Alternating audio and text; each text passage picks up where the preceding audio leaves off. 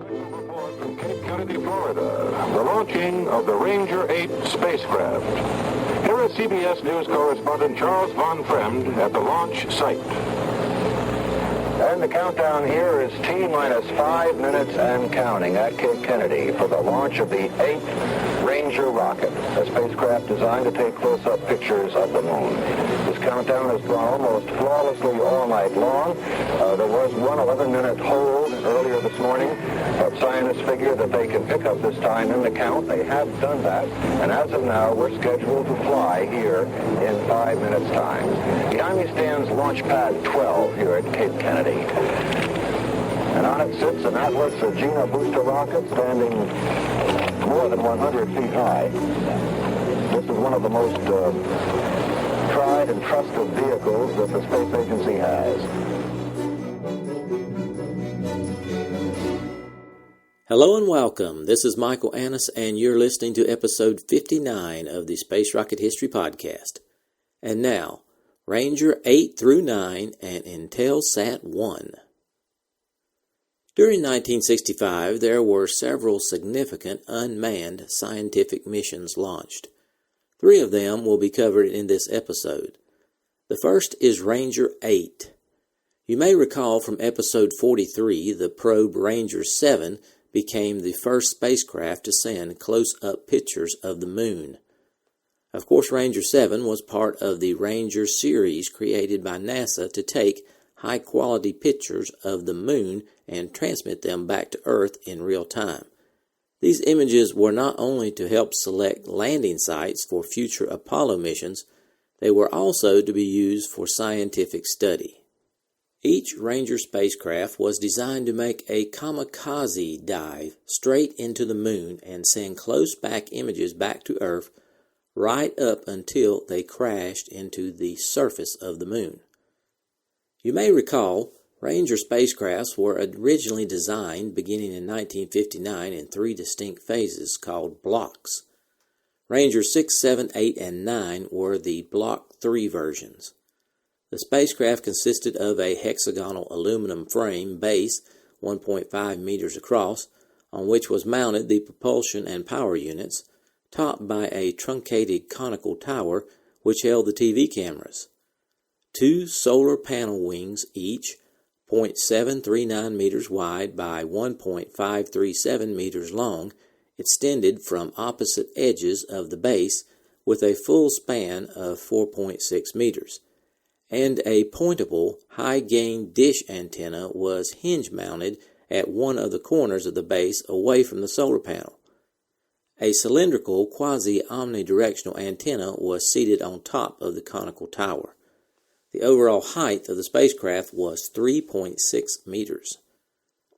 Propulsion for the mid-course trajectory connection was provided by a 224-Newton thrust monopropellant hydrazine engine with 4 jet vane vector controls. Orientation and attitude control about 3 axes was enabled by 12 nitrogen gas jets coupled to a system of 3 gyroscopes, 4 primary sun sensors, 2 secondary sun sensors, and an earth sensor. Power was supplied by 9,792 silicon solar cells contained in the 2 solar panels, giving a total array area of 2.3 square meters and producing 200 watts. 2 1,200 watt-hour silver zinc oxide batteries rated at 26.5 volts with a capacity of 9 hours of operation powered each of the separate communications/TV camera chains. 2 1,000 watt-hour batteries stored power for spacecraft operations. The spacecraft carried 6 television Vidicon cameras.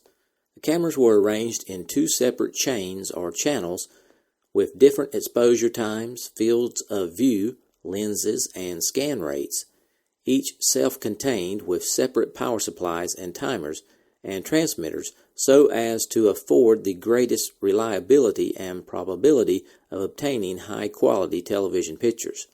2 of the cameras were wide-angle, cameras A and B, and 4 were narrow-angle. No other experiments were carried on the spacecraft. Communications were through the quasi-omnidirectional low-gain antenna and the parabolic high-gain antenna. Transmitters aboard the spacecraft included a 60-watt TV channel F at 959 MHz, a 60-watt TV channel P at 960 MHz, and a 3-watt transponder channel 8 at 960 MHz.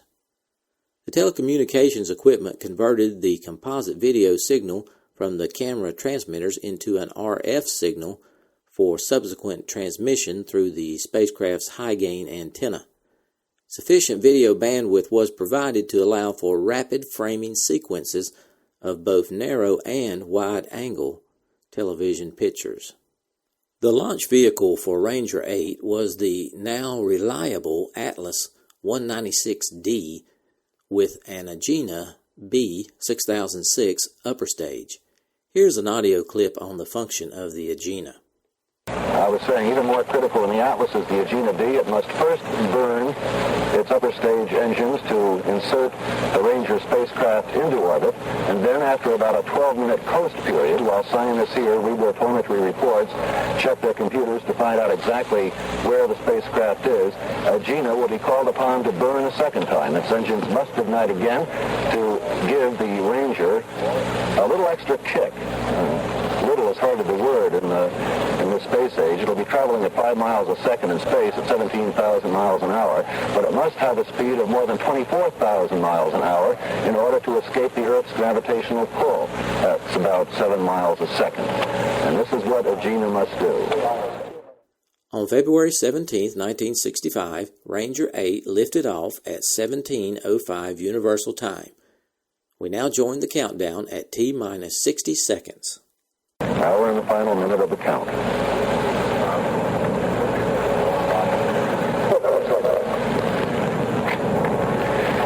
As always, one of the most gripping moments that any reporter can possibly. 40 seconds to go.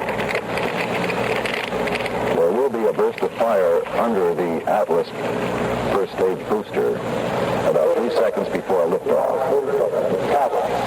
Arms will hold the booster on the pad until it has enough thrust to actually be committed to space, and then it will on its way into the clear Florida skies.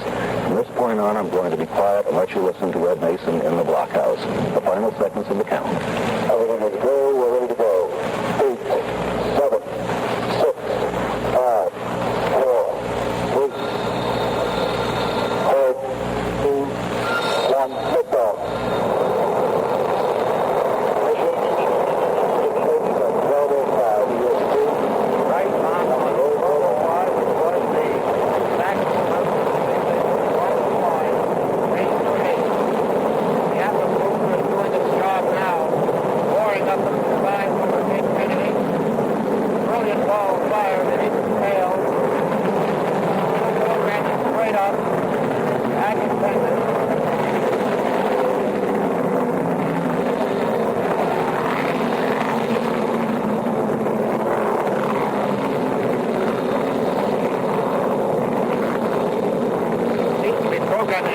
Straight up instead of curving over to the south. We are now at T-minus 48 seconds going around. GE is about to pick up the steering in less than a minute. The blackboards look good. Vehicle looks good. Spacecraft looks good. Apparently everything going just as intended on our television screen.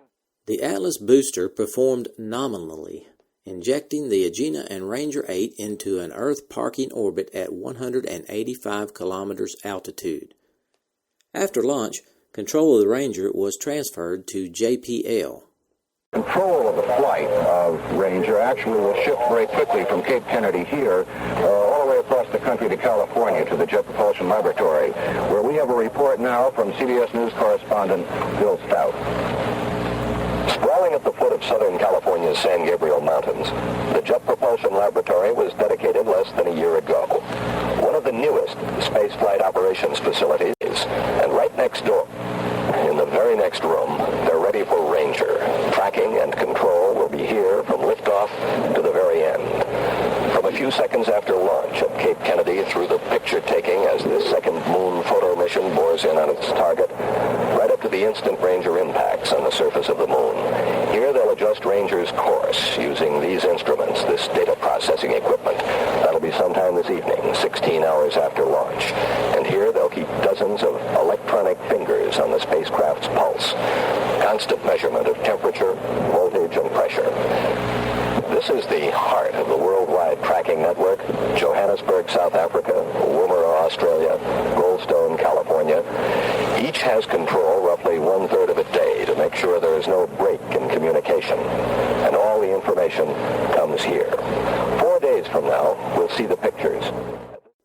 Now we have a clip of Charles Cole, the Chief of Engineering Mechanics Division of JPL, explaining what happens next with Ranger 8. We have with us Mr. Charles Cole, who is the Chief of the Engineering Mechanics Division of the Jet Propulsion Laboratory in Pasadena, in charge of this particular mission. I imagine you're a pretty happy man right now. Yes, very happy. Can you give us some idea of what comes next? We know, of course, we have to have the second stage burn of the Agena. Then what happens? Then the Agena and spacecraft coast along together until Johannesburg DSIF station picks it up, at which time the spacecraft is separated from the Agena. The Agena backs off, and later, about this time, it enters the Earth's shadow. And later on, the solar panels are commanded to be opened, and as it emerges from the Earth's shadow, the spacecraft automatically acquires the sun.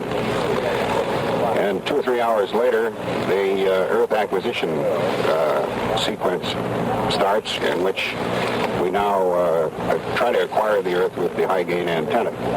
Then we switch to the high-gain transmitter. Just how delicate is the mid-course correction, if one is required? It's a pretty precise operation. It's not a real delicate operation. If we have the proper orbit determination, it really isn't critical. I read in one of the NASA press releases that a burn of more than 1/10 of a second on the part of the Agena in the second burn could cause a miss of as much as 1,200 miles in reaching your target on the moon. That must give you the creeps. Well, that's correct, but if it's properly timed, there shouldn't be any problem. About when will the camera start transmitting pictures back to Pasadena? About 65 hours from now, a little more than that. Just about 15 minutes before impacting the moon, the pictures will start with the two full-angle cameras, and then with the 4 partial scan cameras. Are you looking for more information on this flight than you got from Ranger 7? Yes, sir, we are. We're looking at a different area of the moon, and any information is more information. Thank you very much, Mr. Cole. 14 minutes after liftoff, a 90-second burn of the Agena put the spacecraft into lunar transfer trajectory, and several minutes later, the Ranger and Agena separated. The Ranger's solar panels were deployed, attitude control activated, and spacecraft transmissions switched from the Omni antenna to the high-gain antenna. Everything was going according to plan up to now. On February 18th, at a distance of 160,000 kilometers from Earth, the planned mid-course maneuver took place. This involved reorientation and a 59-second rocket burn. During the 27-minute maneuver, the spacecraft transmitter power dropped severely, so that lock was lost on all telemetry channels. This continued intermittently until the rocket burn ended, at which time power returned to normal. The telemetry dropout had no serious effects on the mission. A planned terminal sequence to point the cameras more in the direction of flight just before reaching the moon was canceled to allow the cameras to cover a greater area of the moon's surface. Ranger 8 reached the moon on February 20th, 1965. Here is a clip beginning at the final 7 minutes before lunar impact in the Sea of Tranquility. Pay close attention and you will hear the voice of Ranger 8. 7 minutes away from impact on the moon now.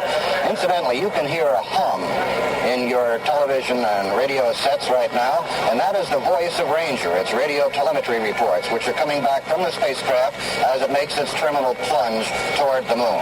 And when that sound disappears, when you don't hear it anymore, at that precise second, you will know that Ranger 8 has actually clobbered into the moon.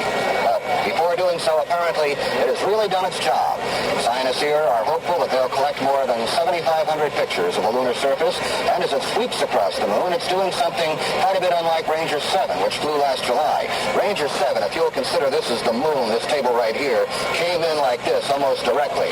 Now, Ranger 8 is coming in with sort of a sweep motion, and as a result, it's passing over a much larger portion of the lunar surface, and therefore returning more photos, which should be of value to scientists and give them a greater chance of determining a likely landing spot for U.S. astronauts in the Apollo manned lunar program. That medium-pitched hum, somewhat reminiscent of a acoustical-style modem, is Ranger 8. Now the final 2 minutes of the flight. When the hum stops, that means Ranger 8 has impacted the moon. Transmission from the B&EF systems should drop. We should lose that indication of transmission. We will stay on the scope picture now until after impact, then we will switch back to the boresight camera. And now we have just almost exactly to the second 2 minutes to go before impact of Ranger 8 on the moon. And again, all indications are it is sending back more than 7,500 pictures of the moon before it crashes in. And now again, listen for that sound, which is the voice of Ranger coming back to Earth in almost its final minute of life after a 65-hour, 248,000-mile journey to the moon. When that constant hum dies out, you will know that Ranger has actually impacted on the moon. We're going to be quiet now and let you listen. This time is indicating sharp shadowing conditions and good detail.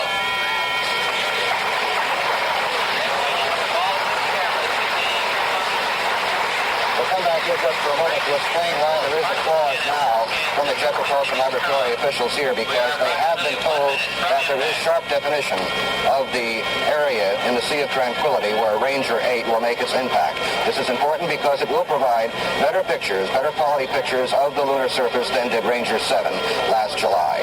Now we're in the final minute of the flight, 65 hours long to the moon, and this time we will be quiet and let you hear the end of Ranger's voice. 36 seconds to impact. All systems continue to function. The data is coming in loud and clear.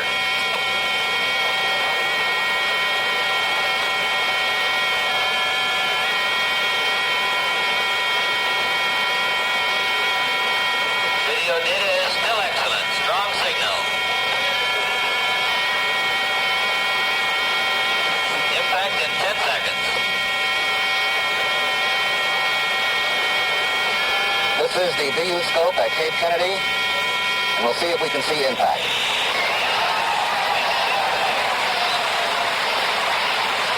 This auditorium goes up in a happy cloud of smoke. Ranger 8 has done its job in the Jet Propulsion Laboratory, which is an arm of Caltech out here in California. Now feels doubly vindicated. The Ranger program had been in serious trouble for several years. Now here's the mission room, about a block and a half away from our auditorium here, and you can see some mighty happy people who are getting up from their desks. Their job is done. Now it's up to the picture-taking experts to determine just how valuable those pictures are that Ranger 8 transmitted back to Earth before it ended up in a wreckage situation on the moon. Ranger 8's pictures turned out well.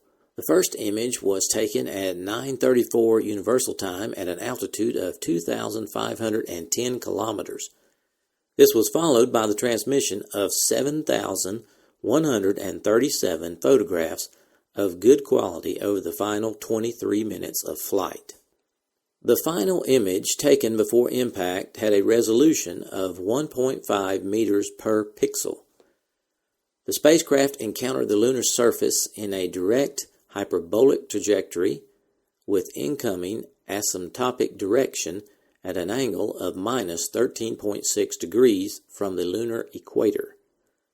The orbit plane was inclined 16.5 degrees to the lunar equator. After 64.9 hours of flight, impact occurred at 9:57 Universal Time on February 20th, 1965, in the Sea of Tranquility at an impact velocity of 2.68 kilometers per second, which is approximately 6,000 miles per hour. The spacecraft performance was excellent. The impact crater of Ranger 8 was approximately 13.5 meters wide. The crater was later photographed by Lunar Orbiter 4. About 1 month later, it was time to launch another moon probe. You can probably guess what it was called. Yes, it was Ranger 9. Ranger 9 was virtually identical to Ranger 8. The mission was the same as Ranger 8, except Ranger 9 was to photograph the Alphonsus crater. As we mentioned a while ago with Ranger 7 and Ranger 8, we did receive photographic pictures or photographs of the surface of the moon. The object this time is to hit an old crater called Alphonsus, which is located a little bit closer to that line on the moon where there are shadows caused by the Earth. And the reason for doing this, I'm told, is because the more shadow they have, the better type picture they get, the better resolution, more definition, the sharper, in short, the pictures will be, and the sharper they are, the more the scientist will have a chance of learning from them.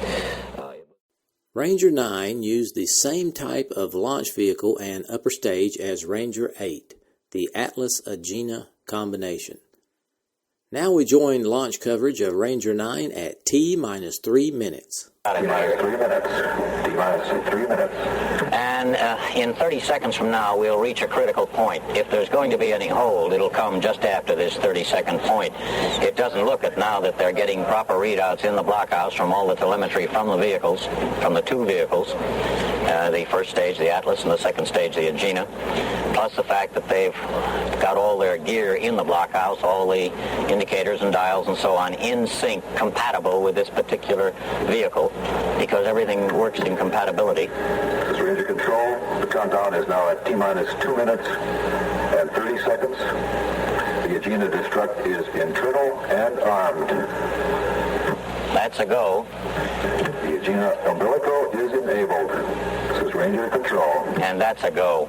So we're past the last of the critical points. It'll have to be something very severe to stop everything now. The destruct buttons are, of course, the destruct arming is to... T-minus 2 minutes. LOX tanking is secured on the Atlas booster. As you see, the LOX vents have closed, and there's no longer the white vapor coming from the top of the vehicle. The one at the bottom Atlas is just commands closed. on internal power. Arm switch is on. T-minus 140.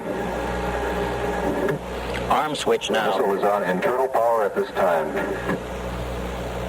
Arm switch now means that the range safety officer has control of that bird. If anything wobbles once it lifts off. The range has given us a clear to launch. We are cleared to launch. T-minus 1 minute and 20 seconds. Atlas RF ready systems are on. Launch director is go. Just before we let range control count you down here, this shot represents about $25 million. T-minus 60 seconds. Helium is internal. The flight distance, 230,000 miles. T-minus 50 seconds. The autopilot ready light is on.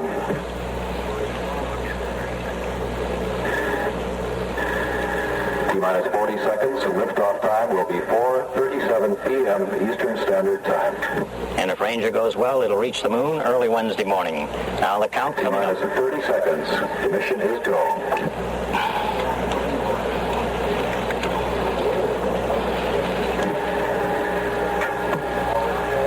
Recorders are fast. T-minus 20 seconds and count. 15 seconds. 10, 9, 8, 7, 6, 5, 4. Holding momentary. Ignition. 3, 2, liftoff. time is 4:37 and 9 seconds.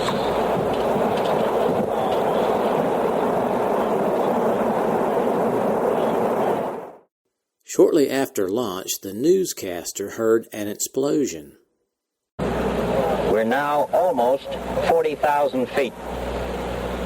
Speed is approaching 2,000 miles an hour. T plus 90 seconds. The mission looks normal at this time. The flatboard traces are close to nominal.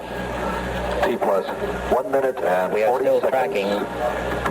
We are still tracking the vehicle with the BU scope in the hopes that you will see what is called BICO. That sounded like an explosion. Did you read that?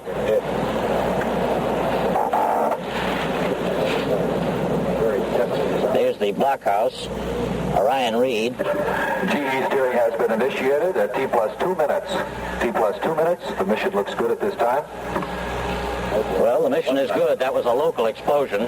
This is the blockhouse. Orion Reed is the General Dynamics flight launcher here.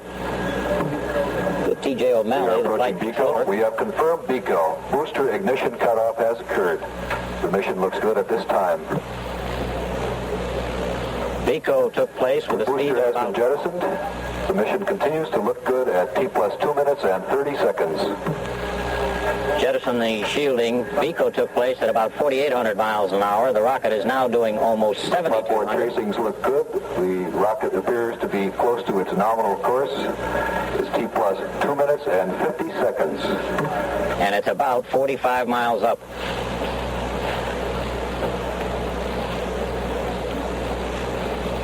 As you can see, the blockhouse looks pretty calm, so that T plus 3 minutes. The mission looks smooth at this time. So the telemetry shows a good trajectory all the way. And once the Agena is put into orbit with the Ranger, control will switch to the Jet Propulsion Laboratories in California.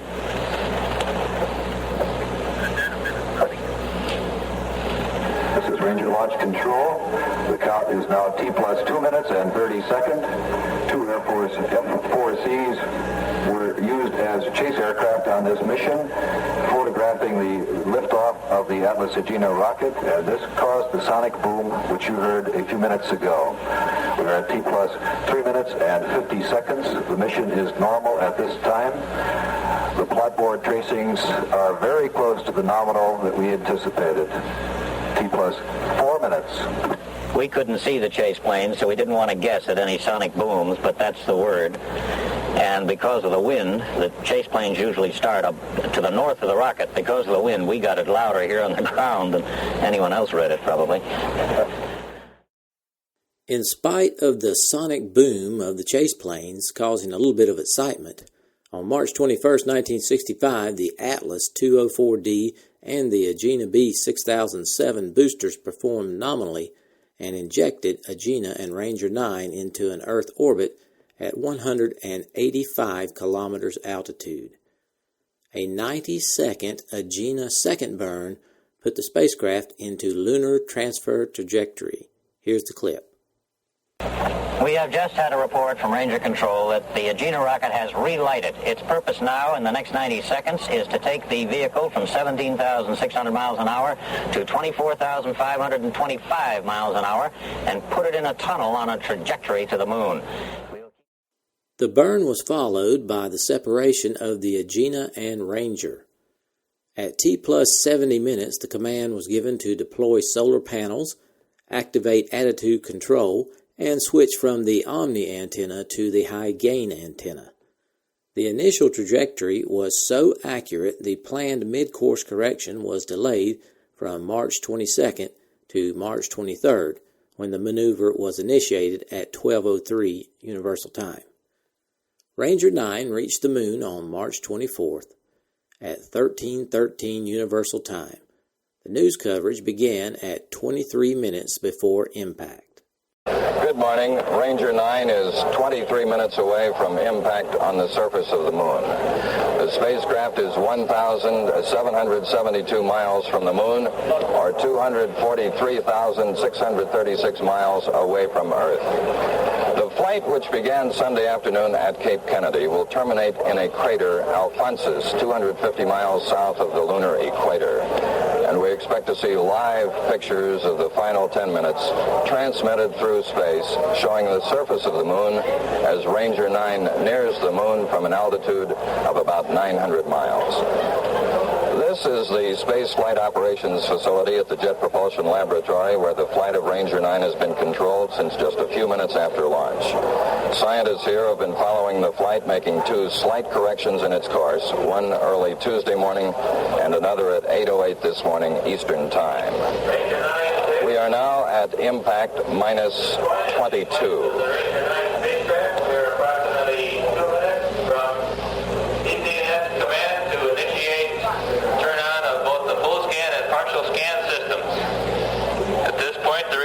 Spacecraft is standing by in what would appear from telemetry data to be a near perfect condition.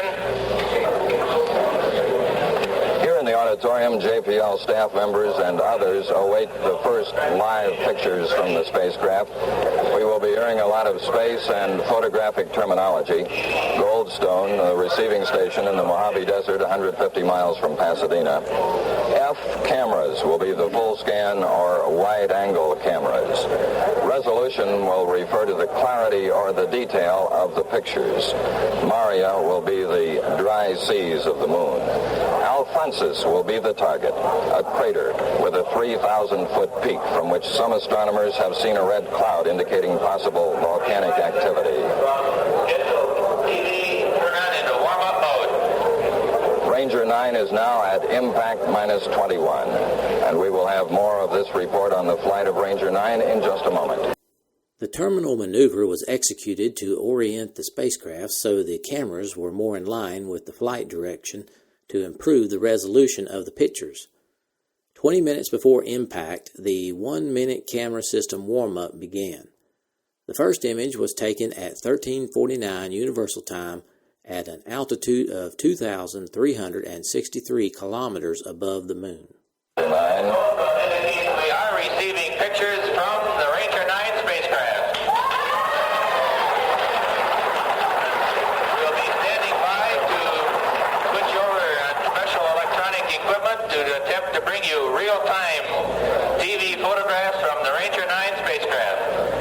One of the Ranger experimenters, Ray Heacock, will be narrating the real-time coverage from the Ranger 9 spacecraft. We'll stand by for that.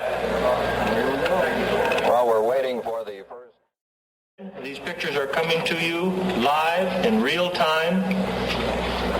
We are using a scan conversion process which converts the 1,152 scan lines of the Ranger system into your standard television framing system with over 500 lines.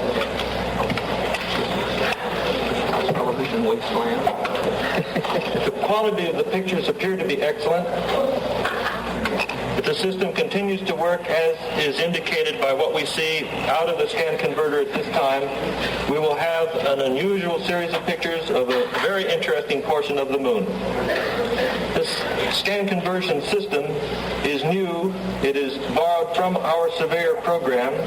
It was not available before to us, and this will be the first chance that even the Ranger experimenters have of seeing these pictures from the moon in real time. We're moving in a little closer to the surface of the moon. As you can see, the edge of Ptolemaeus is beginning to be clipped at the top of our field of view. We've moved such that... Now listen for the hum of Ranger 9 in the final minute before impact. As with Ranger 8, the humming will abruptly stop on impact.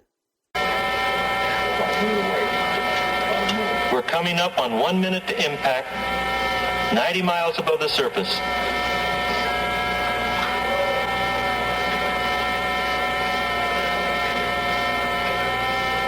The system is performing excellently.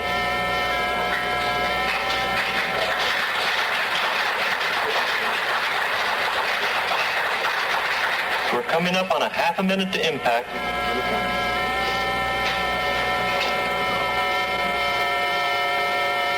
Very close into the surface. With each picture, you can see the surface now jump in your field of view as we move fast in towards our impact point. Excellent pictures. 20 seconds to go. Pictures look good.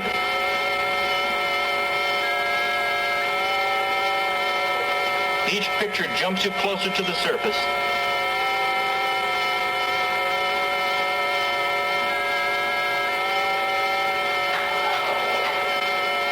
We've impacted. In total, Ranger 9 transmitted 5,814 good contrast photographs during the final 19 minutes of flight. The last image taken before impact had a resolution of 0.3 meters per pixel. The spacecraft encountered the lunar surface with an incoming asymptotic direction at an angle of minus 5.6 degrees from the lunar equator. The orbital plane was inclined 15.6 degrees to the lunar equator. After 64 and a half hours of flight, impact occurred at 14:08 Universal Time, right on target in the Alphonsus crater. Impact velocity was 2.67 kilometers per second. The spacecraft performance was excellent, and this was the first real-time television coverage with live network broadcast. Now let's move on to the final unmanned spacecraft of this episode. Intelsat 1, nicknamed Early Bird for the proverb, "The early bird catches the worm," was the first commercial communication satellite to be placed in geosynchronous orbit. It was built by the Space and Communications Group of Hughes Aircraft Company for Communications Satellite Corporation, which is abbreviated ComSat. Early Bird's design stemmed from the CENTCOM satellites that Hughes had built for NASA to demonstrate the feasibility of communications from synchronous orbit. For more on CENTCOM, listen to episode 38. The satellite was cylinder-shaped, 59 centimeters long and 72 centimeters in diameter. It weighed 34.5 kilograms. The outside of the cylinder was covered with solar cells, and the inside housed two 6-watt transponders with 50 megahertz bandwidth, good enough for 240 voice circuits or one TV channel. Here's a brief audio description. Early Bird 1, the world's first commercial communications satellite, was launched by NASA for the Communications Satellite Corporation. Early Bird provides telephone, telegraph, high-speed data, and television between Europe and the United States. You probably recall from episode 38 the primary advantage of placing a communications satellite in synchronous orbit is that ground installations are greatly simplified. This is because the satellite has a fixed position in the sky.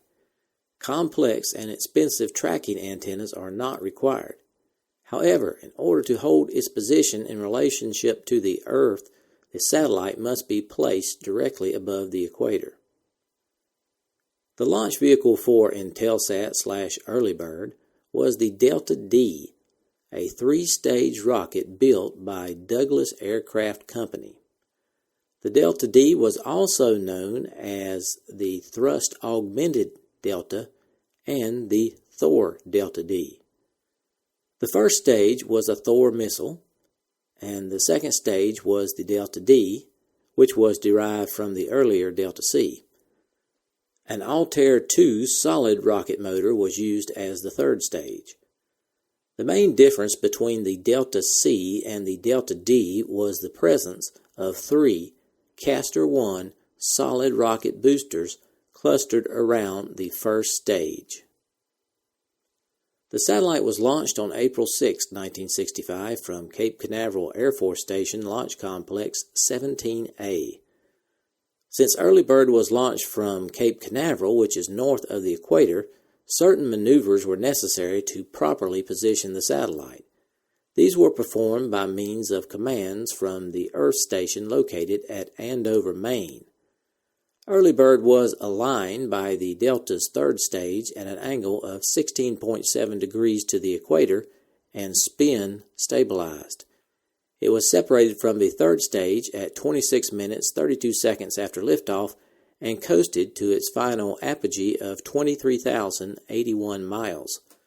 During the elliptical orbits, Early Bird was precisely oriented by ground control, with the firing of the apogee motor.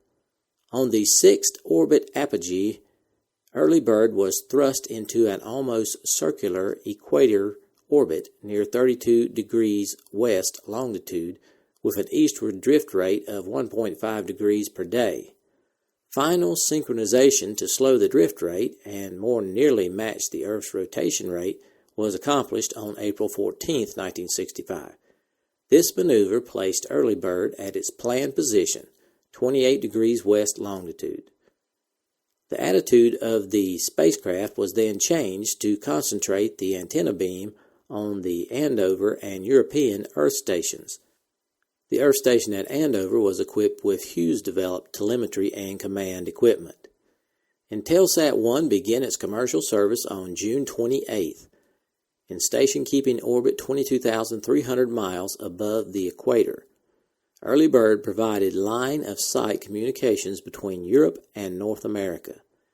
As the forerunner of a commercial synchronous satellite system that would furnish communications to all populated areas of the world, Early Bird, with the capability of 240 circuits or one TV channel, successfully demonstrated the concept of synchronous satellites for commercial communications. As a communications repeater, Early Bird handled communications that were representative of all types of common carrier network traffic, including telephone, television, telegraph, and facsimile transmissions.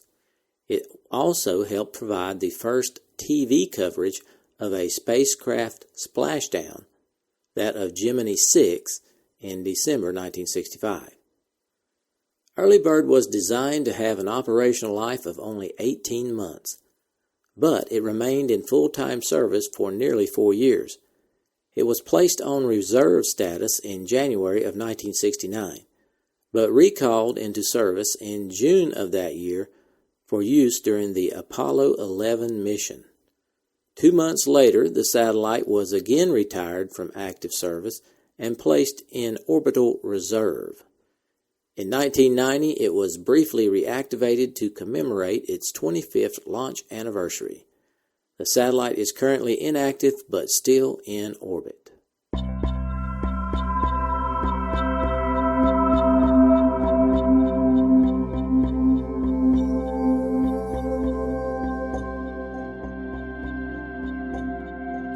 Thanks for listening to this archive episode of the Space Rocket History Podcast. If you are financially able, please support the podcast by going to the homepage, spacerockethistory.com, and clicking on the orange Donate button or the Patreon link. Thanks.